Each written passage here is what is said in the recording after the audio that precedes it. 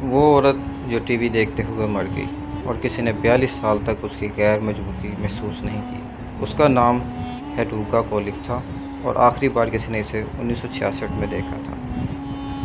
کسی نے اس کے بارے میں کوئی سوال نہیں کیا، نہ ہی اس کا کوئی قریبی رشتہ دار تھا جو اس کی گمشدگی کی اطلاع دیتا، نہ کوئی دوست یہ سوچتا کہ وہ اچانک خاموش کیوں ہو گئی۔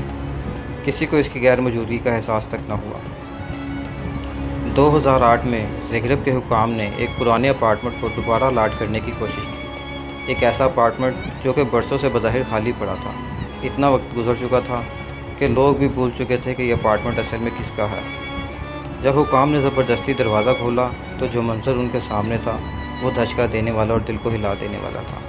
اپنی کرسی پر بیٹھی ہوئی تھی ہیڈوگا کولک، سامنے ایک پرانا 1960 کی دہائی کا ٹی وی، پاس ایک چائے کا کپ، اور اس کا جسم وقت کے ہاتھوں ممی بن چکا تھا۔ اس کا جسم کم از کم 42 سال تک وہیں پڑا رہا، مکمل تنہائی میں، دنیا کی نظروں سے اوجھل۔ یہ اپارٹمنٹ اس کا ذاتی تھا جو اس نے پرانے زمانے میں خریدا تھا۔